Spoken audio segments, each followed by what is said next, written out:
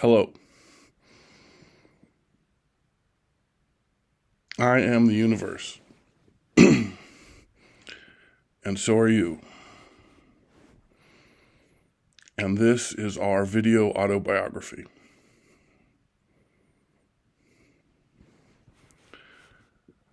I'd like to say thank you to my mother, the pre-universe, my father, the post-universe, my sister, the non-universe, my brothers, the parallel universes, and my cousin, the void.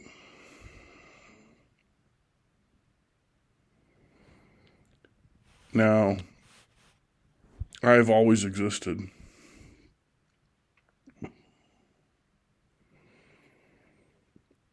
However, 14 billion years ago, I became large enough for mammals to comprehend.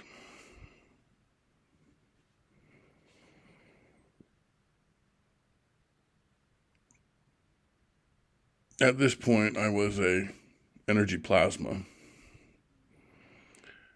Frankly, I still am an energy plasma.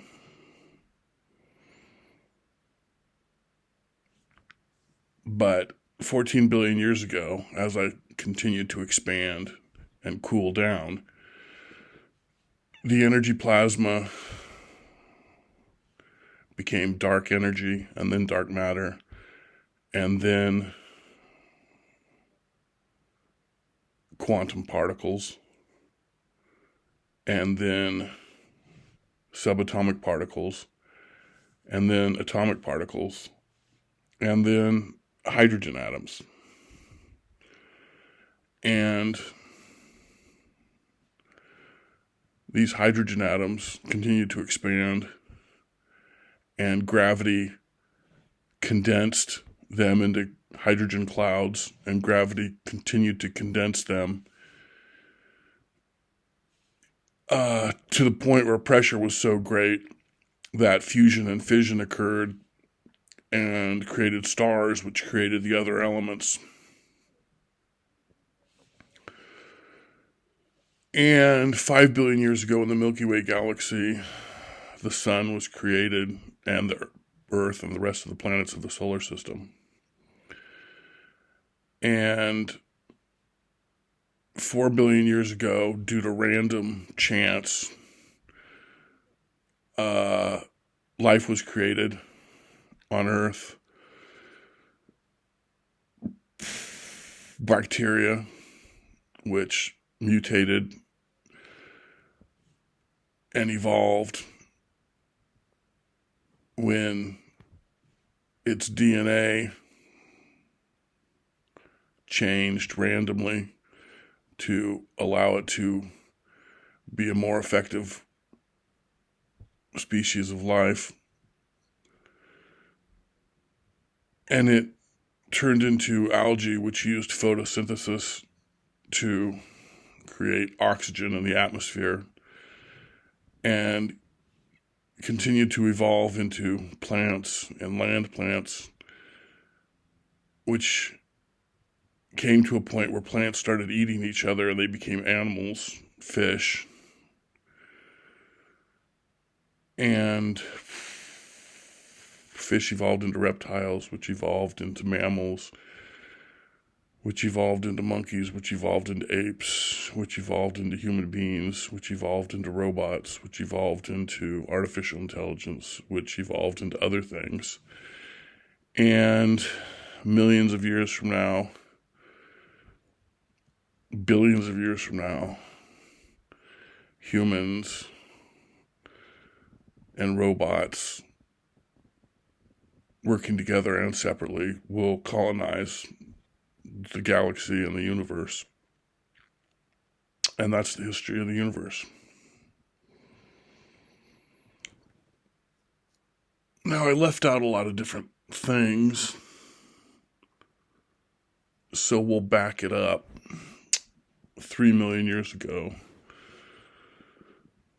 when humans arrived from chimpanzees, we walked on two legs we had larger brains, we had opposable thumbs, we had all these advantages. And we evolved in southern Africa 3 million years ago, and we left Africa about 200,000 years ago and colonized the rest of the planet. And we created agriculture, we domesticated animals, we created language so we could communicate. And once we created a language that we could communicate with, then we could start working together. And this was our major advantage over all the rest of the animals, is that we could use language to work together. You know, not like a pack or a herd or a group, but like, you know, an entire nation, an entire civilization. And so we created these different civilizations all over the planet. And language was the main thing that held us together and helped us create all these things. And we created traditions and societies and heritages and history,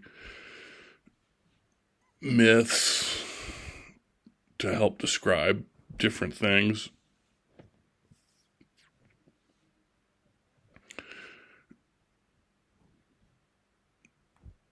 Religion to help us deal with different concepts of our history and things like that. And 2,500 years ago, in Nepal, a guy named Buddha was born, and he moved down to India and got all philosophical. And he said, if the universe exists, great. If the universe doesn't exist, then you are the soul, singular, one. So Buddha created the soul. The soul's not part of the universe. Because if the universe doesn't exist, then nothing's part of the universe because it doesn't exist. So if the universe doesn't exist, what are you? You are the soul, not part of the universe. But so that was that. So Buddha created the soul. So this information moved east to China, and the Chinese, the Pacific tribe, was advanced enough and intelligent enough and sophisticated enough, and their language was large enough to accommodate these different concepts, metaphysical concepts. So they understood it, and they created Buddhism. And this information moved west to Jerusalem, where they weren't as sophisticated, and their language wasn't as large enough to have words for these things. And they misunderstood it and got it wrong, either intentionally or unintentionally, twice. The first time was Christianity, and the second time was Islam. The mistake they made was a pretty easy mistake. Soul, singular, and they said souls, plural. So they got that wrong, and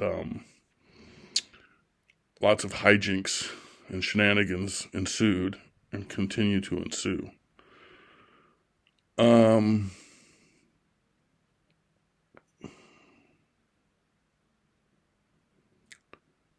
So China, the Pacific tribe, is getting it correct. And the Mediterranean is, still trying to figure it out. Now, 2,500 years ago in Greece, they created the foundation for Western civilization with democracy, philosophy, science, history, theater, etc., etc., etc., mathematics, astronomy, So the Greeks 2,500 years ago created the basis for Western civilization, and it's still the basis for Western civilization, democracy. And then the Italians got all this from the Greeks and copied it from the Greeks and made it their own, and that was the Roman Empire. And then the Roman Empire conquered Europe and gave Europe this kind of structure. And then religion also became part of that structure. And then we have the Dark Ages and the Renaissance and the Industrial Revolution, and we went to the Americas, and in America they created freedom, democracy for everybody, all the time, everywhere, which was good. And there was World War I and World War II. And then after World War II,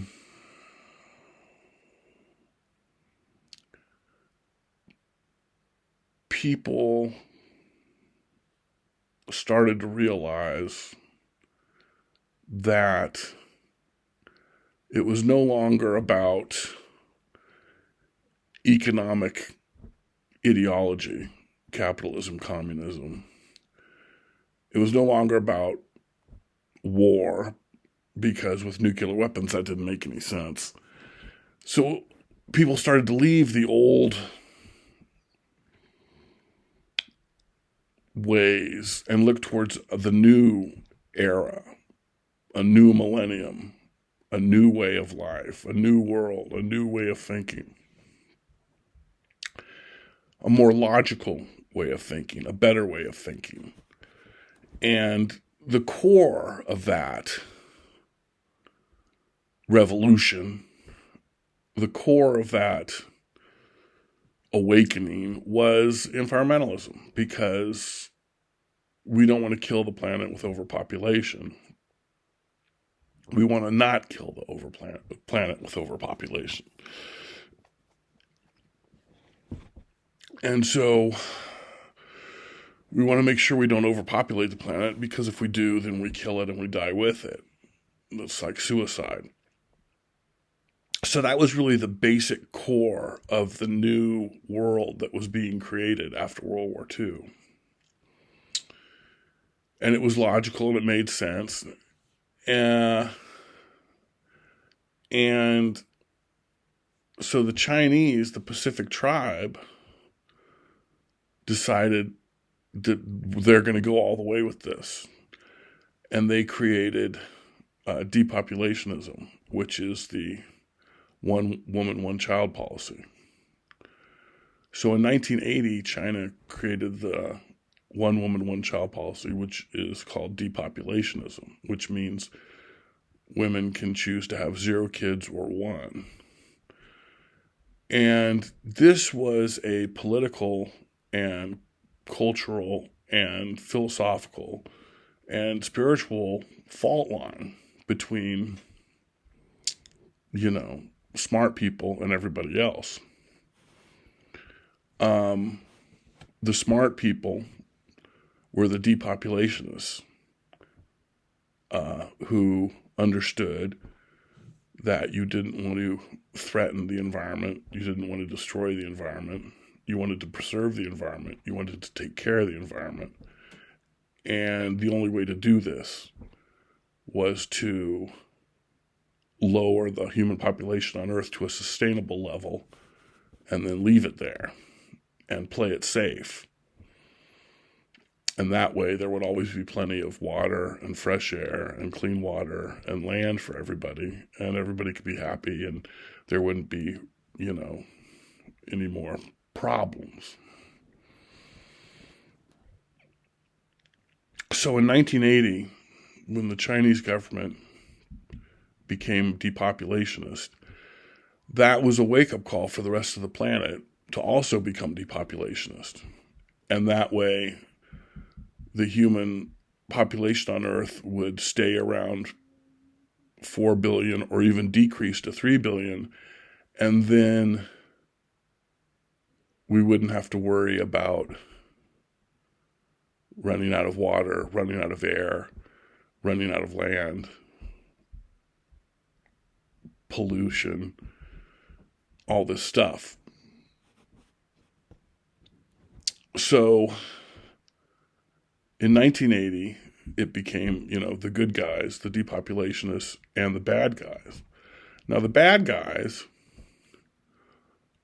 are people who are not depopulationists, either because they're so stupid they don't know what's going on, or because they know what's going on and they don't care, which makes them evil, or because they know what's going on and they like it, which makes them insane and suicidal.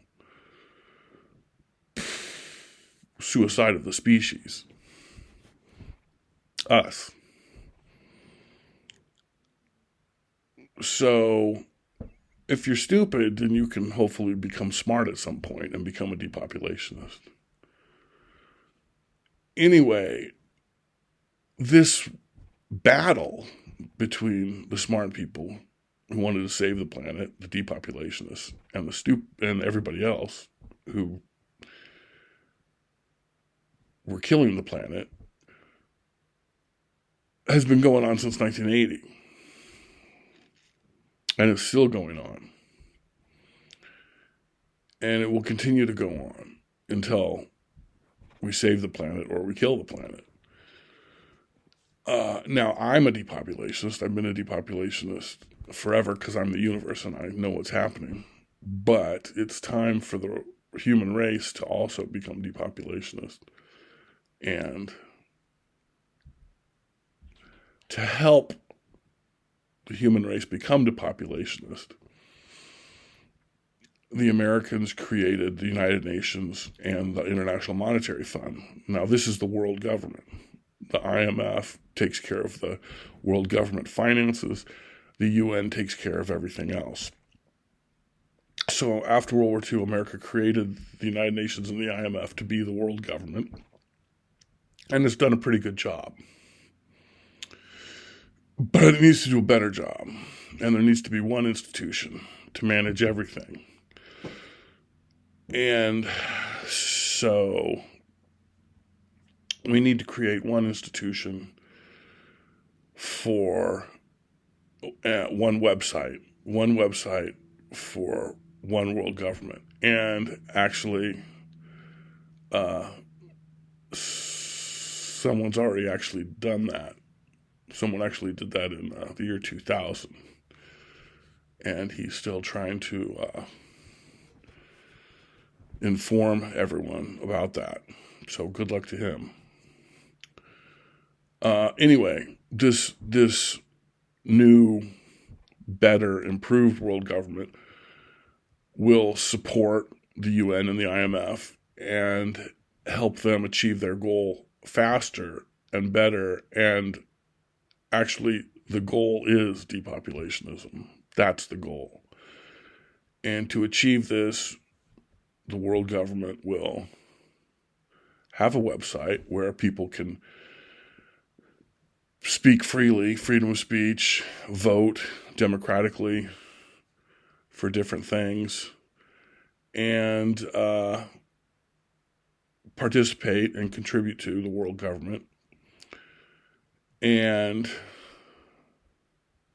the main focus will be female reproductive rights, which means that all females on Earth have the right to total and free access to all forms of birth control, including abortion. And any government that does not completely support this is an illegitimate government, and illegitimate governments will be replaced quickly and peacefully by the world government.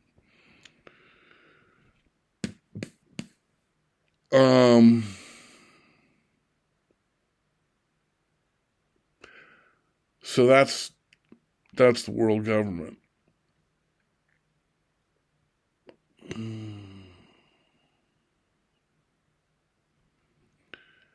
And nations can choose to be in the world government, and nations can choose to get out of the world government. It's basically like the European Union. You wait until you're invited, and you get invited when you agree to the terms, and then you vote to see if you want to be in, and if you vote you want to be in, you're in, and then if you want to get out, you vote to see if you want to get out, and if you're out, you're out.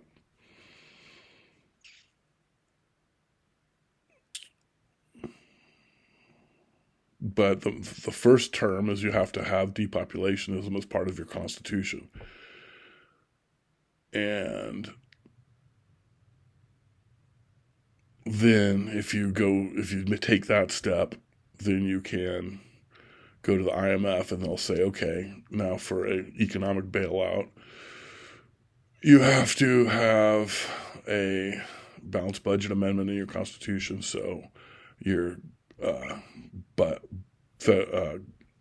federal budget is less every year, your debt is less every year, your inflation level is less every year. That has to be the law. And if politicians can't obey the law, they go to jail.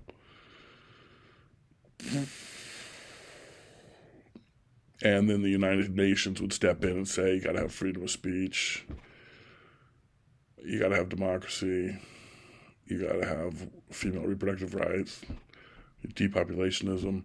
Now, this might be an issue for communist countries, but there's a lot of common ground here. We can get communist countries are okay for this. There's a lot of wiggle room here, and communist countries are welcome as they are.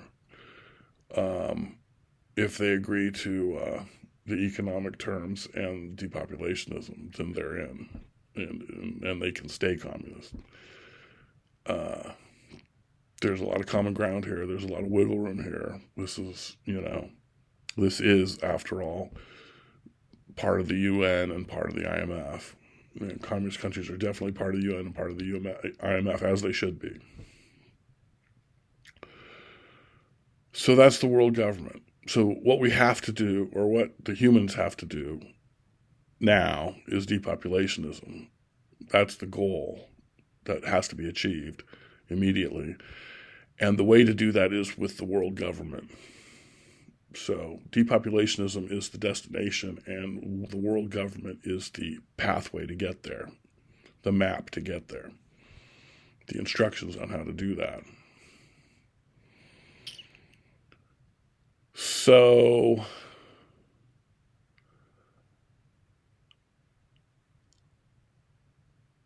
now I want to talk about money. The world government is going to need money. Crypto, currency, electronic money. And it's going to have it. And it's going to be 100% transparent. And it's going to be available to everybody. There's going to be a roof and a floor. You can't have over $1 billion American dollars because that's too much money, and you can't have not enough money to eat and drink. So you can't have over $1 billion American dollars because that's too much money, and you can't have not enough money to eat and drink. So there's a roof and a floor. The roof will go down, the floor will go up. This currency will be a cyber currency, a cryptocurrency. It'll eventually become the main cryptocurrency. It'll eventually become the main currency, and it'll eventually become the only currency because it's the best currency, because it's 100% transparent, which means it's clean money, it's fair money, and it's good money, and everybody wants their money to be good money. So everybody will put their money into this currency because it's the best currency. It'll be 100% transparent. Every unit of currency will be accounted for, including the entire history of that currency. unit of currency. And so everybody everywhere will be able to see where all the money is at all the time. This will eliminate corruption and tax evasion and stuff like that. Counterfeit, hacks. So that's the new government, world government. That's the new money, transparent crypto. That's the new religion, depopulationism. And that's the situation. And that is the history of the universe. That is the video autobiography of me, the universe. And